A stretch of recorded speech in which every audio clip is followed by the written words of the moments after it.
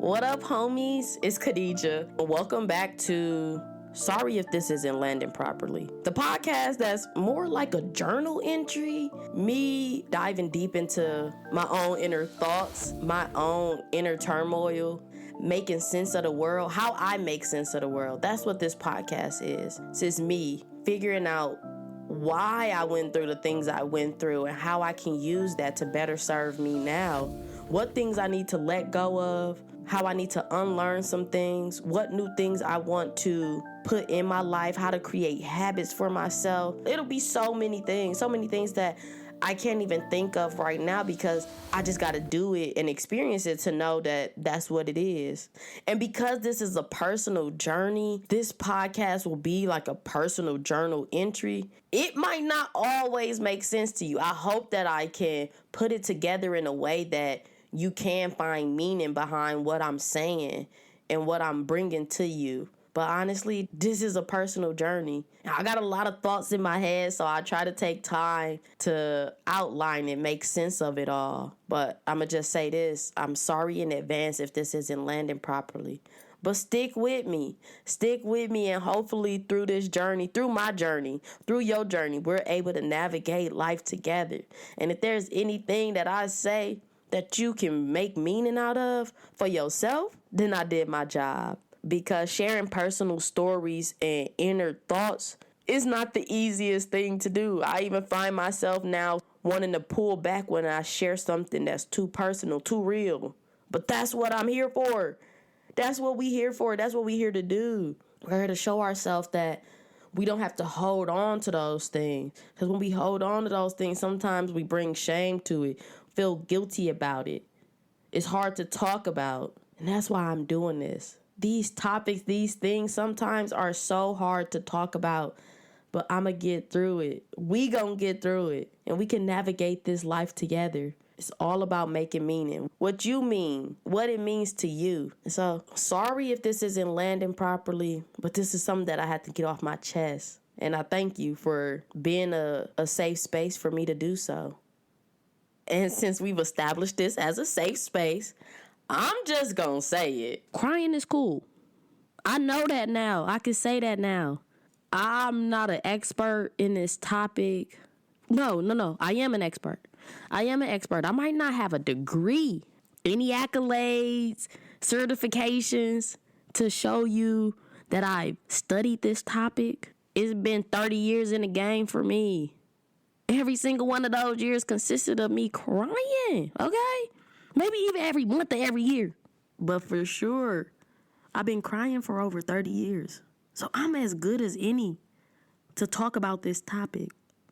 And I'm so happy that me right here, right now, I think crying is cool. But that took me over 30 years. Over 30 years to come to this realization.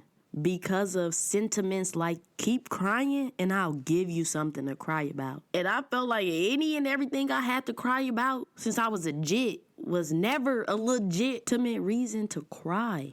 I even got to a point where people told me I should be crying over stuff when I wasn't. I'm confused because I feel like I should be revered at this point. Y'all should be looking at me like I want to be like them. They ain't crying. Look how they taking this. They taking that on their chin. They taking that like a G. And when I don't show any emotion, now it's a problem. I feel like y'all done switched the rules up on me. And that's the problem. I cannot live my life for anyone else but me. And with that knowledge, to keep living and walking in that daily and practicing that, I came to this moment where I had to. I could not, within good conscience, not acknowledge the fact that I needed to rework my connection to crying. And it presented itself in the most beautiful way, the most affirming way to me, where I realized I needed to change my view on crying. Before I talk about that moment, it comes down to, how do you treat yourself when you are crying? When you are upset? When you are sad? How do you hold space for yourself? How do you care for yourself? What do you tell yourself? And that was something I had never thought about before. Now I know what I do when I'm trying to keep myself from crying. Instantly, eyes closed, head tilted back ever so slightly, that all the tears can roll backwards. They reverse into my head. It should take about 10 Mississippis for that to happen. If you start to mumble 11 and those tears hasn't retreated, it's time to get up out of there. The waterworks are coming. So I know my tactics to keep myself from crying. But I had never thought about how I hold space for myself and how important it is to hold space for oneself. But my question is, when? Where? How do you learn this? Is it in school? I mean, I had a good attendance record when I was younger. So I don't know if I missed that class or if it just wasn't taught. And from a personal perspective, growing up in my household, in my family, not even just the household, but growing up in my family, crying was not cool. I don't know if we was supposed to be the toughest of the bunch, but so far back that I can remember, the phrase that stick with me is, shut your ass up before I give you something to cry about. And I'm not saying every time it was said to me, it was that abrasive, but that's what it felt like. And that's definitely how I internalized it. When I break that term down now, I'm flabbergasted that could have been said to me. But I'm also proud of myself to again now have this view that crying is cool. Because growing up with that term so frequently said to me, to my siblings, to my cousin, to somebody else, it ain't no wonder that I detest crying. I hold myself back from crying. Because if I keep crying, oh, best believe somebody gonna give me something to cry about. So don't cry. Don't cry. Don't cry because nobody wants to hear that. Don't cry because what you crying about is not worthy to be crying about. Don't cry because they gonna continue to beat your ass. And the slew of other things that are life-shattering and life-altering. All of these things, these were another piece of how I interpret the world and how I interpreted who I had to be when I walked in the world. Not just walked outside my house, because majority of the time it was coming from inside the household. And I don't know, maybe it's from people who don't know no better. And I'm not blaming them. I'm really just here because I'm recognizing how I needed to hold space for myself. Don't brush yourself off. Don't deny yourself the care and comfort and love that you need. But back then, I ain't know that. I ain't know that love can be shown. We were just living. We was just surviving, really. We was just surviving in whatever way possible. Love, that ain't matter. Do you got a roof over your head? Do you got food to eat? Love is just like hot water. You don't need that shit. You better put that fucking pot on the stove and heat it up.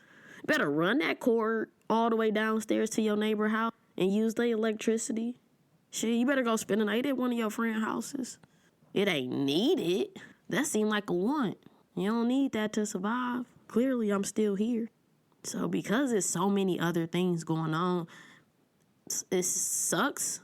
And it is sad to say that love and care and a safe place wasn't always what you got. And that just is what it is. But we here now, and we know what we know now, and therefore we gotta do a little differently, just for ourselves. So, how do we hold space for ourselves when we're crying? And it's of the utmost important right now because I live alone. I moved to a new place. I don't really know people. So for the time being, you gonna go through majority of the stuff alone. And I say majority because sometimes alone is a state of mind. We might not be able to physically be in the same space, no, but that doesn't lessen the way that we can connect, especially in this digital age. But when support is a little further, or they don't answer the phone right away, respond to a text right away? How do you hold space for yourself? And I'm so thankful that I've been able to give and recognize the space that I'm giving to myself. I'm allowing myself to take up. Yes, take up that space, baby. That's all you. That's all for you. Yes.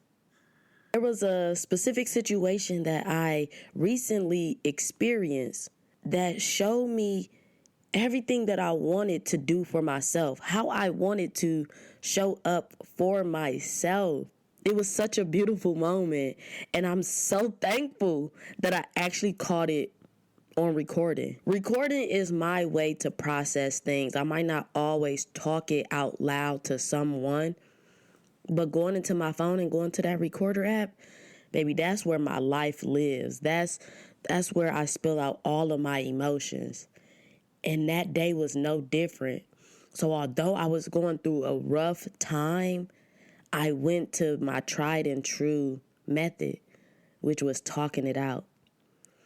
And because I recorded myself, I've been able to replay that recording, listen to myself, listen to the things I told myself, listen to the way I responded to myself. Now, before I get into the situation, I'm going to tell you, after thoroughly reviewing what it is I went through, what it is I said to myself, I created a living, breathing document that I could go back to time and time again that shows me how I want to hold space for myself. If I find myself in a situation where I'm so overwhelmed with emotions, I can't think clearly about how I want to hold space for myself, I got it right here to keep track of that. So, how do I hold space for myself when I'm crying? Number one, acknowledge it. Acknowledge what I'm going through in that moment. Being present, being able to be present in the moment and say, Kuh-Dee-Juh, this is where we are. Number two, go straight into feeling it. Once I acknowledge what it is I'm going through, feel those emotions. What do I need right now? That's the question that I always need to ask myself. What do I need right now? Do I need to continue crying and let those emotions come out, knowing that it might be some that slip out that has nothing to do with the situation at hand, but this is a perfect opportunity to clean house. It's like spring cleaning when those tears come. Maybe I need to feel those emotions. Or, like I said, my tried and true area, maybe I need to really talk it out. And that's where my recordings are a gold mine. When I'm talking things out, I might have to start off just talking, warming myself up, getting all of the feelings and emotions out. And then I'm able to sift through and understand, okay, what emotions are me in this present moment? It's like a puzzle. You wouldn't take a puzzle piece one at a time out the box and try to put this puzzle together. I mean, maybe if you want a challenge, maybe.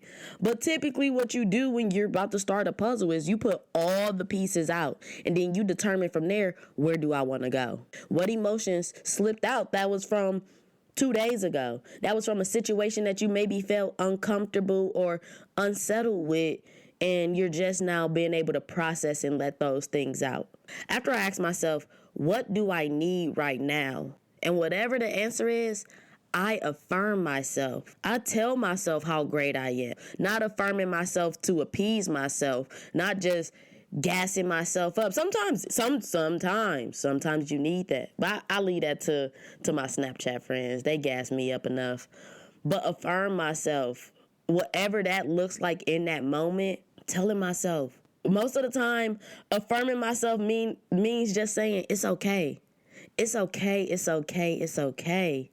Meaning, it's okay to cry. It's okay if it's a struggle for you to find the words to express yourself. It's okay because I'm going to be here with you through the entirety of what you're going through. And four, honestly, music. Music is so powerful in the sense of if I am looking for words to validate how I'm feeling, to help me express that, to know that an artist has already said the words exactly how I'm feeling them, blessings, because it then helped me dive deeper? If I already have these words and they already say how I feel, how can I really put it into my own words and continue to express myself? Music is usually the anchor. Music is the anchor of the race. All of these other things doing what they got to do, but music brings it home. And I don't want to lessen the other areas and the things that I've done before I get to that music point. But music, is freeing. It helps me feel like in that moment, before I talk to anyone else, I am understood. Someone does know what I'm going through because there's this song right here that explains it very well. No matter what you're going through, you already have the tools you need to make it through. And all of this shit came from me. If I only do one of these 4 things, I'm still winning. And with this here in my notebook, I hope to never forget it. I hope to continue to add on to it. I want this to be a notebook, a space where this is a roadmap to who I am, what I've gone through, and how to get me through whatever it is I'm going through. So, without further ado, here is the recording of the beautiful moment I experienced with myself, where I showed up for myself and I didn't even know that that's what I was doing. But in the moment, it felt right. And I'm glad I went with it. I learned so much from this experience. Here we go. So you needed moments like yesterday, and I'm glad that, you still found some ways to give to yourself and do for yourself. It's hard. It's hard, and I'm glad that you was just able to make it through.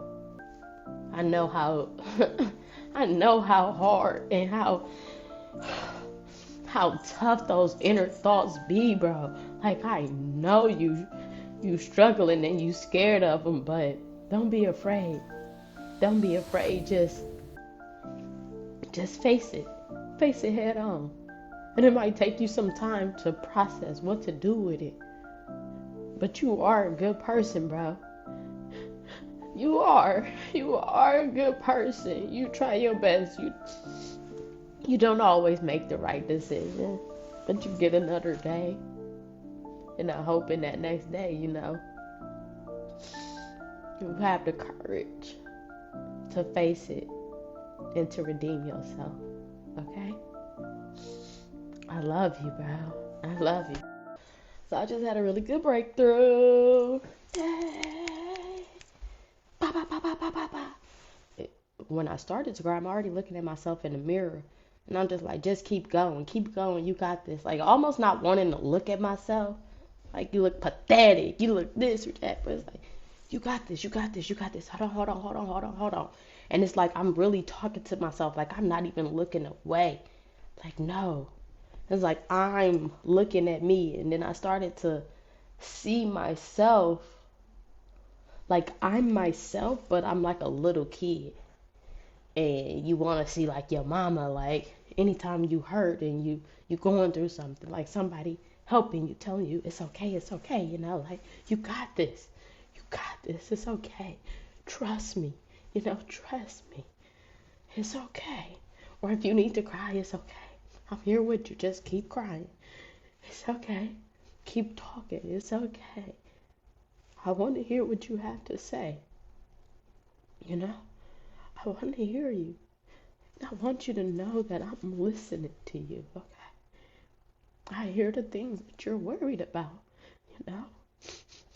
I hear the things. I hear the things and I feel the things that you're going through. I do. And I know how hard you fight not to believe everything you think. Because if you did, you probably would not be here today. But you are. Because you're strong. Because you're thoughtful. You take time. You take time to weigh what you need to do. And what you can do. And what you're capable of. Look at you now. Look at you now. You see, you said all of those things and you feel better because you know they are true. And some days you might not feel worthy of them, but you work hard to prove yourself wrong or to prove yourself right. Either way, you winning, right? You winning. Every day you try a little harder. And sometimes the forces that be against you are strong and mighty, but you are a warrior. And you continue to push yourself to learn. When you start to feel uncomfortable with the way you are, you seek out new things and new ways of being. And I'm sorry that everything don't come to you when you want to. So some things you gotta sit with a little longer. But I swear, once you figure it out, you're gonna be a bad motherfucker. Cause you gonna do it. And you take all the necessary steps to do it. So look at you. Look, and I'm still here with you as you just went through that. And I don't think anything differently of you. So don't think anything differently of yourself. Unless it's to tell yourself, I'm a bad motherfucker, okay? Watch out, world. Watch out, world. Wow. I mean, this is a very meta and very real experience for me. It's crazy because I had the experience. I was present in the experience when I was recording, talking about the day that I had. I'm here talking about the day, play it back, and I'm still, even right now, I'm moved. I'm moved by myself. I'm moved by myself. I'm a movement by myself. But we're a force when we're together. That's not the melody, but that's Neo and Fabulous, I believe. Anywho, this right here, this moment, that recording, that was when I knew what I needed for myself, how I needed to show up for myself. It took me a while for me to realize, like, that's what I'm getting at. I need to understand, and I need to provide a safe space for myself to experience emotions, to cry. I need that space, because sometimes it's not even about crying itself. It's about just being able to be truly vulnerable and knowing that that space is safe enough for you to do so. That this is not a space that someone is going to tell you, shut the fuck up before I give you something to cry about. It's not a space where they're going to try to take advantage. This is just a space where you can exist, you can be. And guess what? I'm going to be here with you through it all. I needed somebody to show up for me like that. And I did that. And not to say that there has not been ever a person to provide a space for me where I felt comfortable enough to cry. But it was about how I treat myself. And I really don't know how I showed up for myself in the past. Because all I can think about is the fact that all I would do was try to get myself out of feeling like I needed to cry as quickly as possible. Like, there was not even a space for you to safely come cry. Not over here with me. So I guess when I did the thing that I wanted and I needed, I had needed for so long, I became the space for myself. I realized that's it. This is what you need more of. Not that you're going to be crying more or anything, but just know and tell yourself and show yourself that if and whenever you need to cry, I am here with you and for you. And I will continue to be there through it all. These things that I decide to do to get to know myself, to instill character traits in the way I want to build upon who I am, all of it matters. So when I decided to track my crying, it wasn't, at first I was like, okay, well, you gotta cry. You gotta cry for you to do that. And yeah, that's a part of it. But beyond that, with each of these moments that I cried lately, I can remember them. And some of them I cried and it happened real quick. Some of them I cried and I cried a little bit more. And if I listen to a recording about it, I might cry again. And that's okay too. Sometimes I surprised myself and I didn't cry about some stuff that I thought I would have cried about. And I didn't. It's not about crying per se. It's just about me holding the space for myself. When I feel those tears bubble up, don't just tilt that head back and count 1, 1,000, 2, 1,000. No. Sometimes I gotta look beyond that moment of crying, of what's causing me to cry. I'm noticing me, you know? I'm seeing me, I'm hearing me, and I'm feeling me. Therefore, I'll help me. I'll be with me, and I'll love me. So I hope this made sense.